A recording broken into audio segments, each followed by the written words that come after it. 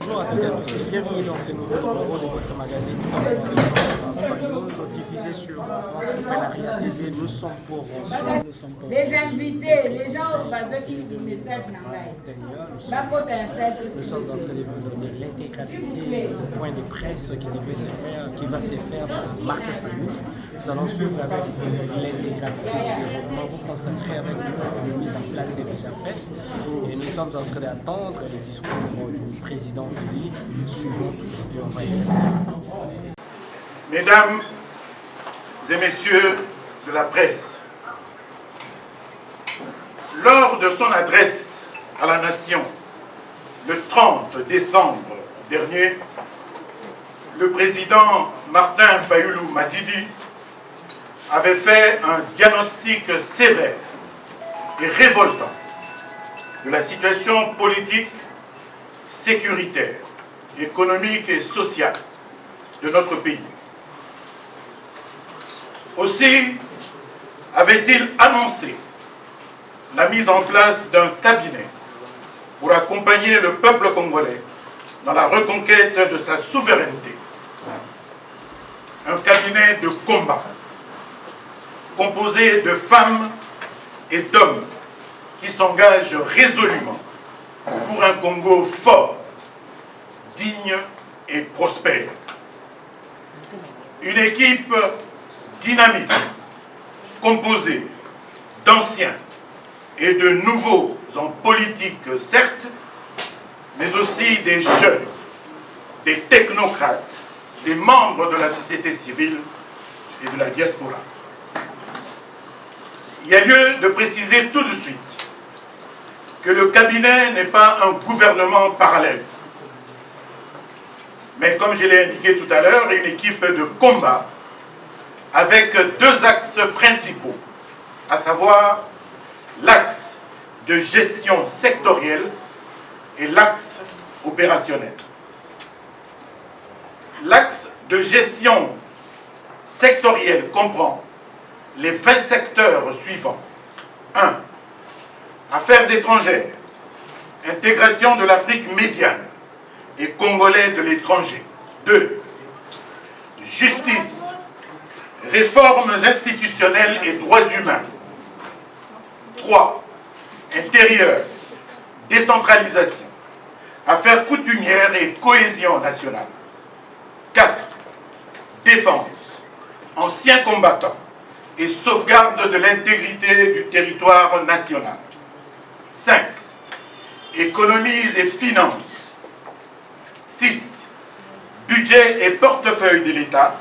7. Affaires foncières, urbanisme et habitat.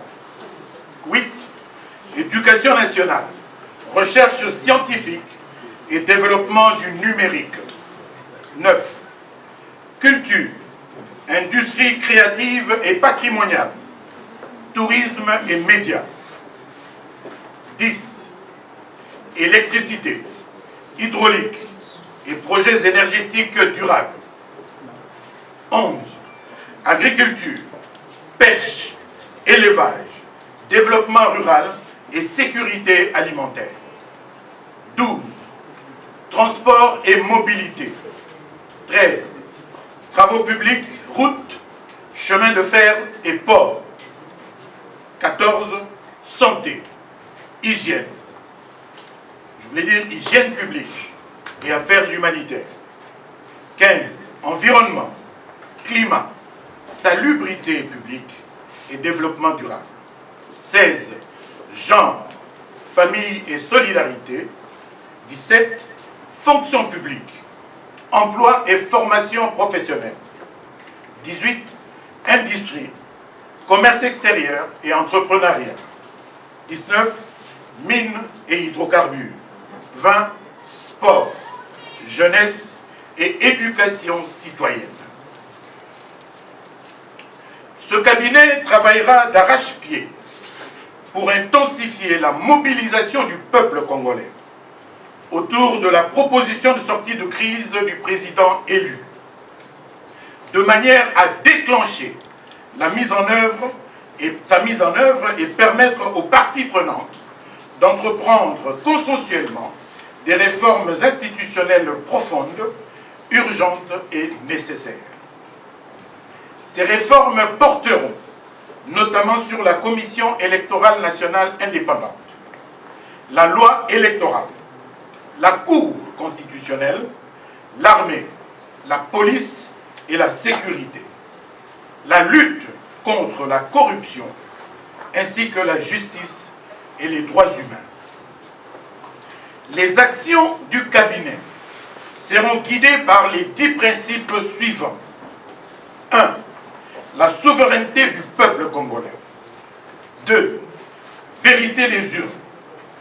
3.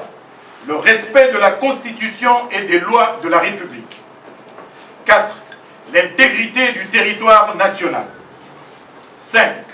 La bonne gouvernance et la lutte contre la corruption. 6. L'indépendance de la justice. 7. La lutte contre les antivaleurs. 8. La promotion de l'état de droit et le respect des droits humains. 9. Le bien-être et la prospérité du peuple congolais. Et 10. Enfin, l'égalité des chances entre Congolais.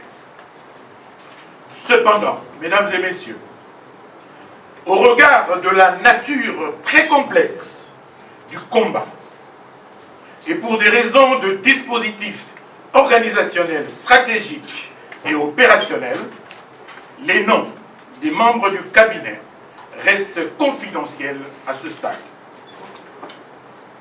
Mesdames et messieurs, le président élu et son équipe se battront pour la tenue des élections générales anticipées. Le peuple congolais n'acceptera aucun glissement du régime usurpateur en place. Comme il n'acceptera plus jamais la tricherie. La fraude opérée lors des élections du 30 décembre 2018 doit être la dernière, car le respect de la Constitution de la République doit s'imposer à tous et la force de la vérité doit primer.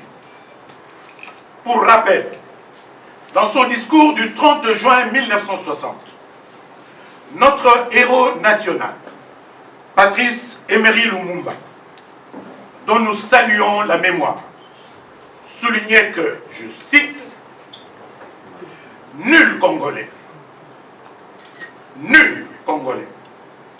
digne de ce nom ne pourra jamais oublier que c'est par la lutte que l'indépendance de notre pays, une lutte de tous les jours, une lutte ardente et idéaliste, une lutte dans laquelle nous n'avons ménagé ni nos forces, ni nos privations, ni nos souffrances, ni notre sang. » Fin de citation.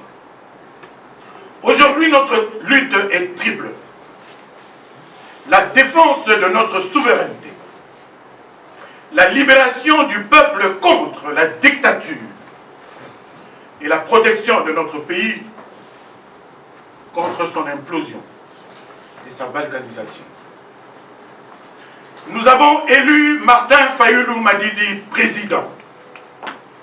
Il ne nous abandonnera jamais. Mieux vaut être avec le peuple de Dieu que d'avoir pour un temps la jouissance du péché. Matthieu 11, 25. Que Dieu vous bénisse, que Dieu bénisse la République démocratique du Congo, et je vous remercie. Vous venez de suivre tout à l'heure le communiqué de presse annonçant la mise en place du cabinet qui a été promis par le président élu Martin Fayulu Madidi lors de son adresse à la nation le 30 décembre. Alors, donc, il est question d'un cabinet avec 2 axes. Il y a l'axe sectoriel, 20 axes au total, je crois que vous avez suivi, de personnalités, des technocrates qui devront donc arriver à peaufiner le programme du candidat Martin Fayulu Madidi par rapport aux différents secteurs de la vie nationale. Parce que là, on n'a plus le temps à tâtonner. Il faut très rapidement, lorsque ce sera possible, qu'on puisse apporter des solutions idoines aux problèmes, aux nombreux problèmes d'ailleurs qui minent le pays. Et puis, deuxièmement, l'axe opérationnel.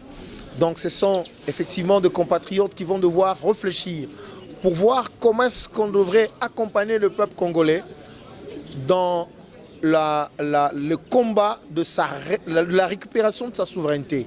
Comme vous le savez, la souveraineté de notre peuple est confisquée aujourd'hui par M. Kabila et M.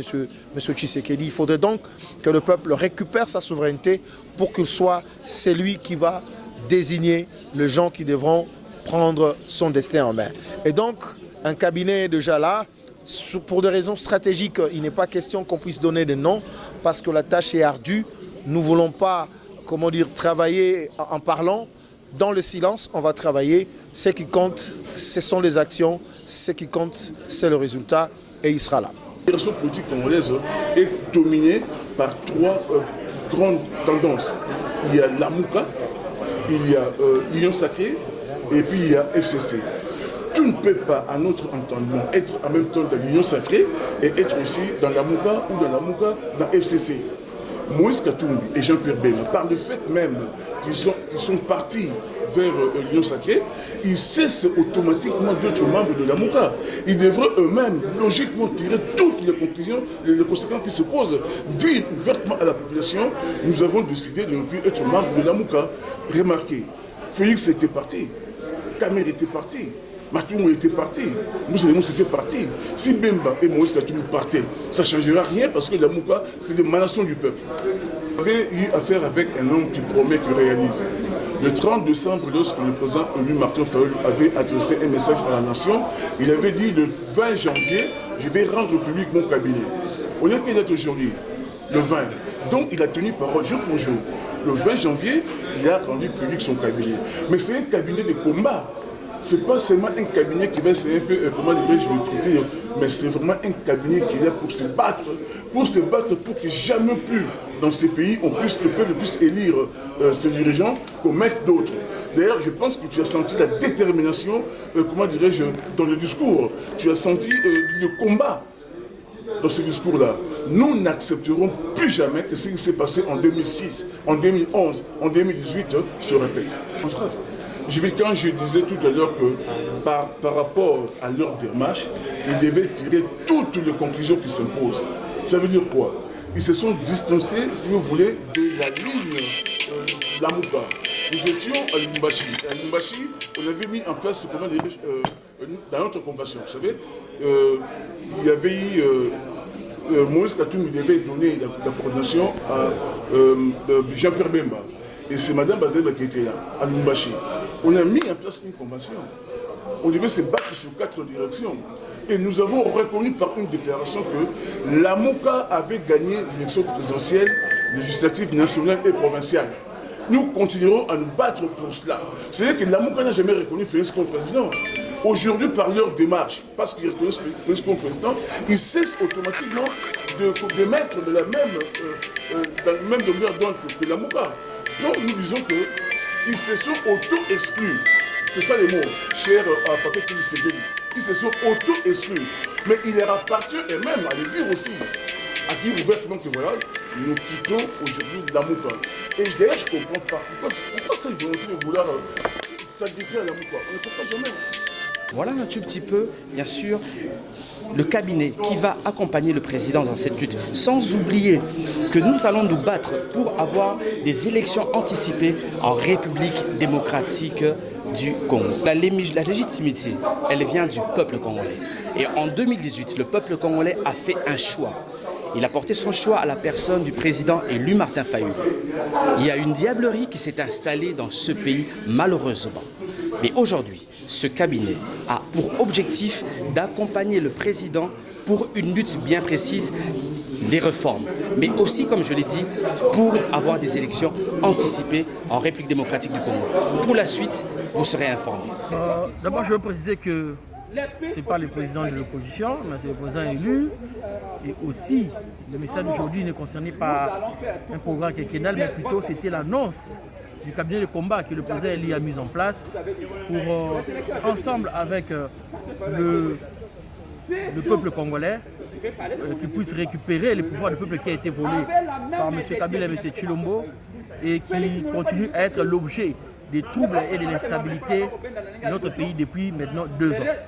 Donc il s'agissait ici pour le président élu qui a parlé par l'entremise de son directeur du cabinet, M. Jean-Claude Walumou, d'annoncer l'effectivité de ces cabinets qu'il avait annoncé, qu'il avait lui-même promis lors de son discours du 30 décembre 2020, discours sur l'état de la nation, où il avait promis que le 20 janvier 2021, il y aurait installation ou annonce du cabinet du président élu, le cabinet de combat, qui va travailler avec le peuple congolais pour la reconquête du pouvoir suprême qui appartient au peuple congolais en vertu de l'article 5 de la Constitution. La Mouka ne se sombre pas parce que je veux quand même vous rappeler que lorsque la Mouka a été créée le 11 novembre 2018, il y avait 7 personnes.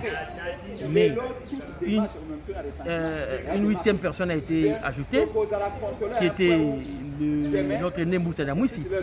Mais le lendemain, le 12 novembre, 2 personnes sont parties. M. Tshilombo, M. Kamere. Après, c'est M. Moussa qui est parti et après, c'est M. Matungulu qui est parti. 4 personnes, donc il y avait la moitié qui était partie. La Mouka est restée fort. Mais après, maintenant, il y a 2 personnes qui ont choisi d'aller du côté du Biftec, d'aller du côté de Kabila avec comme faire valoir Tshilombo. C'est là le problème. La Mouka a été créée sur base d'un principe, le principe de la liberté. Chacun est libre de choisir qu'est-ce qu'il peut faire. Mais simplement, dès qu'il choisit d'aller à côté des 4 axes de la Mouka, il choisit de se distancer de la Mouka. C'est que M. Bemba et M. Katumbi ont fait et nous avons pris acte et nous lui souhaitons bonne chance dans leurs nouvelles entreprises. Au peuple congolais, nous demandons juste d'être prêt. Maintenant que le cabinet de combat a été annoncé et installé, le travail va commencer pour le dit. Les sursis, le temps de savoir s'ils étaient de bonne foi a été épuisé. 2 ans était largement long pour voir si M. Tshilombo pouvait comprendre qu'ils ont volé le pouvoir du peuple, comprendre que mieux vaut tard que jamais pour qu'ils viennent vers le plan de sortie de crise du président élu. Ces temps à épouser, maintenant nous allons exploiter l'article 64 de la Constitution et bien sûr l'article 5 pour, ensemble avec le peuple, reconquérir le pouvoir du peuple, les remettre entre les mains du peuple pour que ces derniers désignent ou choisissent lui-même ses dirigeants et qu'ils choisissent les gens qui vont amener les pays vers de l'avant dans un développement total. Pas des gens qui vont commencer à se distribuer les postes, à se distribuer ces pouvoirs imaginaires comme des beefsteaks, comme un butin de guerre, parce qu'ils ne l'ont pas eu derrière le peuple, ils l'ont eu par des moyens vraiment erronés, par des moyens obscurs et par des moyens occultes, qui est les deals, qui jusqu'à présent n'est pas encore aboli. Vous serez d'accord avec moi que M. Tshilombo a plutôt détruit l'accord FCC-CACH. Mais pourquoi il ne détruit pas les deals? Les deals que lui-même a fait allusion lorsqu'il était en Namibie. Les deals que Kabila a fait allusion lorsqu'il a demandé s'il existait toujours des tomates, qui ne croyaient pas qu'il y avait l'accord. Les deals qui étaient signés en présence de 3 présidents africains. Pourquoi Félix Tshilombo ne détruit pas ces deals-là? C'est la preuve que Félix Tshilombo continue avec Kabila. C'est la preuve que l'union sacrée, c'est la 2e grossesse de Kabila. Au-delà de tout ce que Ebérand a dit, en disant que c'est une coalition gouvernementale élargie, au-delà de ce que Mende a dit et au-delà de ce que Peter Kassadi a dit, Félix Tshilombo lui-même est en train de dire clairement que l'union sacrée, c'est la 2e grossesse que Kabila lui donne pour qu'il enfante un 2e enfant. Parce que tant que le deal qu'ils ont signé en présence de 3 chefs d'État africains ne sera jamais dénoncé par Tshilombo, ne sera jamais détruit par Tshilombo, le mariage entre Tshilombo et Kabila persistera et prendra seulement différentes figures. C'est comme un couple marié qui peuvent habiter Gombe aujourd'hui, demain ils décident d'habiter Lemba. Cela ne veut pas dire que le mariage n'a plus lieu. De la même manière, M. Tshilombo et M. Kabila qui se sont mariés, les actes de mariage, c'est les deals. Les actes de mariage, ce n'est pas la coalition FCC-CACH. Qui décide de quitter une ville pour aller habiter dans une autre, cela n'amène à rien le peuple congolais à croire qu'il n'y a plus de mariage. Donc nous avons compris que M. Tshilombo, c'est ce qu'il a signé et il s'obstine à soutenir M. Kabila jusqu'à la fin, à être son pantin et son placebo jusqu'à la fin. Et nous allons faire avec le peuple, nous allons utiliser les voies démocratiques qui existent et légales pour le mettre hors d'état de nuire et de remettre le pouvoir entre les mains du peuple congolais. Vous venez de suivre les déroulements de ces points de presse proposés par Fayou, le président de la Mouka, le leader de la Mouka, pour ce jeudi 20 janvier 2021. Vous venez de suivre les déroulements de ces points de presse. Merci pour votre fidélité. Restez connectés à Top 243 News, diffusé sur Entrepreneuriat TV. Avant de nous quitter, abonnez-vous massivement, partagez nos liens avec vos proches. D'ici là, portez-vous bien. À nous revoir très bientôt. Le plaisir était de vous écouter, de vous présenter ces nouveaux numéros de votre magazine d'actualité générale en République démocratique du Congo. D'ici là, portez-vous bien. À nous revoir très bientôt. Pour vous informer de l'essentiel de l'actualité en République démocratique du Congo en temps réel, il vous suffit de vous abonner sur notre chaîne YouTube Entrepreneuriat TV grâce à votre magazine d'information générale Top 243 News. Pour recevoir toutes les notifications de cette nouvelle édition des informations du jour, au nom de toute la rédaction, nous vous remercions.